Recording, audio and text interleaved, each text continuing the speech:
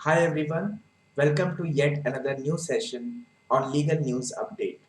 Like always, in this session, we take up some latest legal news that is relevant for your common law admission test and other law entrance examinations.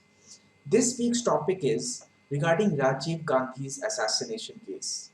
Recently, the Supreme Court has not found the Rajiv Gandhi assassination case convicts guilty of terror. Earlier, they were given death sentences, some of them.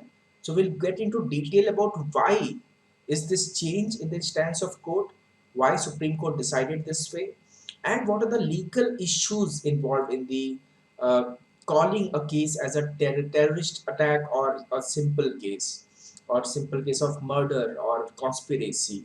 So what is the difference between them? What is the legal uh, intricacies involved and how the courts arrived at such a decision. So let us begin. This is case is about the Rajiv Gandhi assassination case. You all must be aware of that Rajiv Gandhi was assassinated on 21st May 1991 by this group called LTTE, that is the Liberation of Tamil Tigers LM. So, in this case, what happened in the latest case that we are discussing right now? The prosecution failed to convince the court of charge under the TADA. You must have heard about TADA, Terrorist and Disruptive Activities Prevention Act, the anti-terrorism law in force at that time. The release of 6 convicts in the Rajiv Gandhi assassination case, the seventh was released earlier, has divided opinion on the rights and wrongs of the decision. Some are saying that decision is not right. They should not have been released because it was obviously a terrorist attack, because there were 18 people who died in the assassination. There was a suicide bomber used in the assassination. There were several policemen who died in the assassination. So considering all these factors, it definitely looks like a terrorist attack. So how can you say that it is not coming under the Terrorist and Disruptive Activities Prevention Act? Because the definition is very important. Is it falling into the definition? Could the prosecution prove the fact that it is a terrorist attack? It is coming under the terrorist and disruptive activities. It is coming under terror. That is very important. A less debated aspect of the case is the Supreme Court's unanimous view in its 1999 judgment, which confirmed the death sentences of 4 convicts and life terms for 3, that the killing by the LTTE was not a terrorist attack. This has been decided unanimously that it was not a terrorist attack. This is very interesting. The prosecution failed to convince the court. One second. Okay. The prosecution failed to convince the court of charges under the Terrorist and Disruptive Activities Act, the anti-terrorism law in force at that time. This is TADA. The suicide bomber used for the killing in May 1991 was a first of its kind weapon and one that has since been used countless times by terrorist groups around the world. So, when the suicide bomber was used for killing Rajiv Gandhi, who was our ex Prime Minister, he was rallying for him. There was a poll rally going on. So he, when he was killed by a suicide bomber, that was a one of its kind. And after that, it has been used countless time around the world. The matter came before the Supreme Court in 1998 when the Tada court that sentenced all 26 accused to death sought confirmation of this sentence. So initially, all the 26 people who were involved, they were all sentenced to death. But the matter from the Tada court goes to the confirmation to the higher court. The convicts too had filed appeals against their conviction and sentencing. The convicts also appealed that their sentencing should be reduced or it's not right. The court clubbed the cases and heard them together. Now see what happened in the 1998 case. The 3 judges on the bench differed on the level of involvement of the 26 convicts as well as on the quantum of sentence and gave separate judgments. Justice K.T. Thomas found 7 of the 26 guilty and acquitted the rest, but he confirmed the death sentence of only Santham, Murugan, Perarivalan, and sentenced Nalini, Robert Payas, Jayakumar, and Ravi Chandran to life imprisonment. So these were some important key people involved in the assassination of Rajiv Gandhi. Justice D.P. Wadhwa found only 4 persons guilty: Nalini, Santham, Murugan, and Perarivalan, and confirmed death sentence and acquitted everyone else. Justice Hassan Qadri, like Justice Thomas, found the same persons guilty, but he agreed with Justice Wadhwa that Nalini deserved the death sentence. So this is how the courts differed and somehow somewhere agreed regarding the conviction of these people who were involved in the assassination. So judges, the one thing that was common was it was not a terror attack. Judges were unanimous on terror. However, the three judges were unanimous that the horrific crime carried out through a diabolic conspiracy attracted only the relevant Indian Penal Code sections of murder, which is section 302, and conspiracy, which is section 120B, and that the provisions of Tata could not be applied to any part of the crime. So it was not a terror act. It was only the sections of murder and conspiracy could be applied in this case. Let us see what the sections of Tata say to find out why it was not a terror attack. Section 3.1 of Tata said, whoever with intent to overawe the government, was this case overawing the government, killing Rajiv Gandhi, who was ex-prime minister, or to strike terror in people or any section of the people, or to alienate any section of the people, or to adversely affect the harmony amongst different sections of the people, does any act using explosives or any hazardous substance that could cause death or injury or damage, destroy property, etc., commits a terrorist attack. Now, the prosecution could not prove that all these elements were fulfilled in the Rajiv Gandhi assassination case. The intention to overawe the government, it is the question of intent. What was the intention behind killing Rajiv Gandhi? Was it against India? Was it against what is for overawing the government? Or was it personal, only regarding Rajiv Gandhi?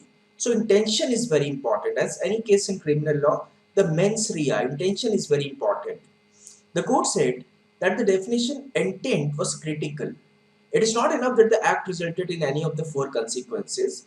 Justice Thomas wrote in its judgment, relying on previous rulings of the Supreme Court, the four consequences being overawing the government, striking terror in the people, alienating a section of the people, adversely affecting social harmony. So it is it is not enough that the act resulted in any of these. What was the intent? That is very important. The prosecution's case was that the assassination was an act to prevent the government from continuing with the implementation of 1987 India-Sri Lanka Accord, as Rajiv Gandhi had said that he would do upon re-election, and in this sense was meant to overawe the Indian state. So what was the prosecution saying in this case?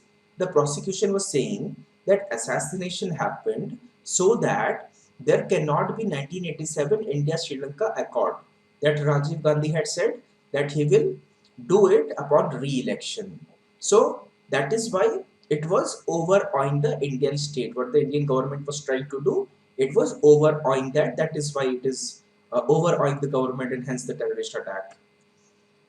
Quoting from a speech by Vellupillai Prabhakaran, the court said that the LTTE leader was critical of the former Prime Minister, but he had specifically said, we are not against India or the Indian people, but against the former leadership in India, who is against the Tamil liberation struggle and the LTTE.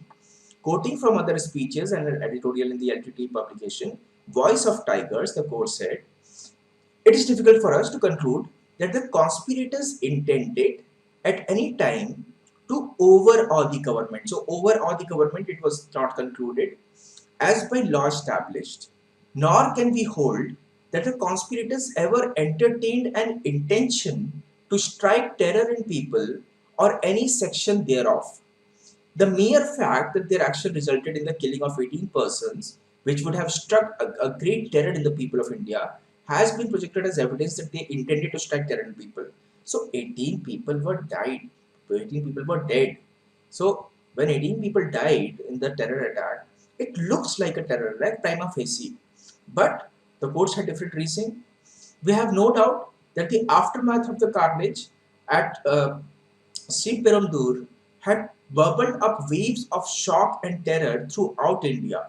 But there is absolutely no evidence that any of the conspirators ever desired the death of any Indian other than Rajiv Gandhi. Of course, they should have anticipated that in such a disasterly act, more lives would be vulnerable to peril. See, when you are using a suicide bomb, killing someone, assassinating a member of parliament, and in a public place, so it is definitely that some other people will die. It cannot be in isolation. But the intention, they did not want that. They only wanted to kill Rajiv Gandhi. Like in any terrorist attack, say for example, there is any plane hijack or any terrorist attack that you must have heard of, the terrorists want to kill the normal people and they take the responsibility for the attack. But in this case, the intention was not to kill common people, it was just a consequence of their action. However, they definitely knew that they are vulnerable to peril, but that is a different matter. And we cannot attribute an intention of the conspirators to kill anyone there than Rajiv Gandhi and the contemporaneous destruction of the killer also. So please keep in mind that they have already spent almost more than 30 years in prison. So life imprisonment is there. It's just that their act is not being considered as a terror act. That is the issue in this under consideration here. The court also ruled out Section 4 of TADA, under which killing a person bound by oath under the Constitution to uphold the sovereignty and integrity of India or any public servant was deemed as disruptive activity. 9 police personnel had been killed in the bombing. The court said that there was no evidence to show that any of the 6 convicts had intended to kill these police officers. Also, while all evidence pointed out to the intention to kill Rajiv, unfortunately, Rajiv Gandhi was not then a person bound by oath under the constitution to uphold the sovereignty and integrity of India. So, this is also important that disruptive activity will be considered when you are killing someone who is bound by the constitution, bound by oath under the constitution to uphold the sovereignty and integrity of India. But the 9 policemen that died, the 26 convicts, they did not intend to kill the police officers. There was no intention. Their only intention was to kill Rajiv Gandhi, and Rajiv Gandhi at that time was not bound by oath under the constitution to uphold the sovereignty and integrity of India. The court noted that even Lok Sabha had been dissolved months prior to the incident, so he was not under oath as a member of parliament either. So the Lok Sabha had also dissolved. So he was not even a member of parliament that time. So the court also said that the charge that the conspirators intended to disrupt the sovereignty of India could not be concluded from the photos of Fort St. George, Madras, which houses the Tamil Nadu government secretariat and legislature, police headquarters, central jail within the Vellore fort that they had taken. So all these evidences were gathered and ultimately it was concluded that there was no intention to harm anyone other than Rajiv Gandhi and the 18 people who died, the 9 policemen who died. This was a sad consequence, but there was no intention, and intention is instrumental, intention is very relevant. Justice Kadri noted that the charges did not even mention the intention to overawe the state. Justice Wadhwa said that there was nothing on record to show that the intention to kill Rajiv Gandhi was to overawe the government. He also noted that perpetrators of act of terrorism are quick to take responsibilities, whereas the LTT had gone to great lengths to conceal its employment. As I said, that in any terrorist activity, suppose there is the Lashkar-e-Taiba or any terrorist group, the moment the attack happens, they come forward and they said, yes, we did it, and because we wanted to send a message. So they own the responsibility to strike terror, but in this case, they were concealing it. They were not letting the public know who did it. They were hiding their identity. So they were trying to run away from the responsibility. So the LTT had gone great lengths to conceal its involvement. That is why it is different from any terrorist attack. Ultimately, The code apply only the IPC sections, which is sections of murder and criminal conspiracy, section 302 and section 120B of murder and conspiracy to the 7 persons who were found guilty. So see, that is why sometimes in law, what seems prima facie at first sight might not be what it is. If I'll tell you a simple incident that an ex-prime minister was killed in a bombing, a suicide bomber was used, 18 people died, 9 policemen died, you will definitely say it's a terrorist attack. But when the matter goes to the court looks into the intricacies of the matter and sees whether it falls under section 3 plus 1 of the Tata Act or not, whether section 4 of the Tata Act is being fulfilled or not. So those intricacies are very important. And that is where the question from CLAT and other law entrance examinations lies.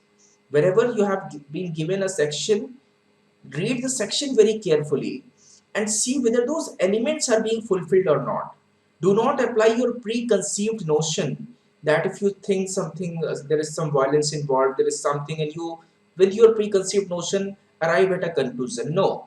Just see whether all the elements are being fulfilled or not, then only you can decide what will be the situation in that particular fact situation, because it totally depends on case to case basis. So this was the discussion about Rajiv Gandhi assassination case convicts who have been where it was held that it is not a terror attack, and this is about this session. So see you in the next session with any new development in the legal area. And CLAT is coming closer, so I'm assuming that you all are prepared by now. You all are revising. So see you in the next session with a new article. Thank you so much. Goodbye.